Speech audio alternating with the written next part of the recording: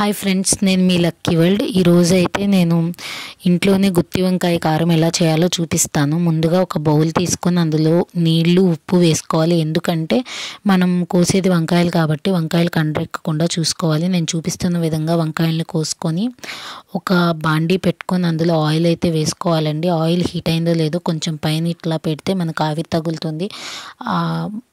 Heat అయిన తర్వాత మనం ముందుగా కోసి పెట్టుకున్న వంకాయలన్నిటిని వాటర్లోంచి తీసి వాటర్ లేకుండా చూసుకొని ఆయిల్లో అయితే వేసుకోవాలండి. అప్పుడప్పుడు తిప్పుకుంటూ వాటిని అయితే బాగా వేయించుకోవాలన్నమాట. నేను చూపిస్తున్నాను కదా, ఇట్లా గోల్డెన్ బ్రౌన్ కలర్ వచ్చే వరకు వేయించుకోవాలి. అలా బాగా వేయించుకున్న తర్వాత వాటిని అయితే అన్నీ ఒక ప్లేట్లోకి అయితే తీసేసుకోవాలండి.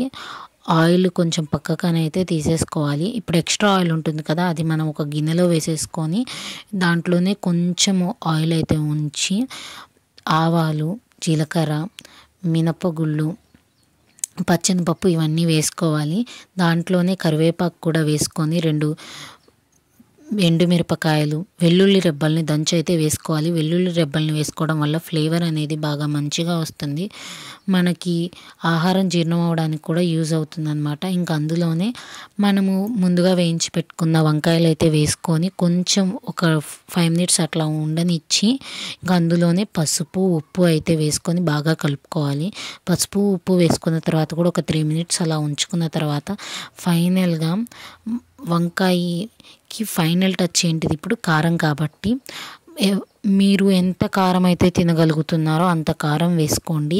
నేనైతే 2 టేబుల్ స్పూన్స్ వేసాను. ఎందుకంటే ఇది గొడ్డు కారం కాబట్టి బాగా కారం ఉంటుంది కాబట్టి కొంచెం తగ్గించి వేసాను. మీరు పెద్దవాళ్ళు అయ్యి పిల్లలు లేకుండా మీరే తినేవాళ్ళు అయితే కొంచెం ఎక్కువ వేసుకోండి, ఏం పర్లేదు. ఇంకా కారం వేసుకున్న తర్వాత బాగా తిప్పుకొని ఒక్క 2 మినిట్స్ అలా ఉంచి దించేసేయండి.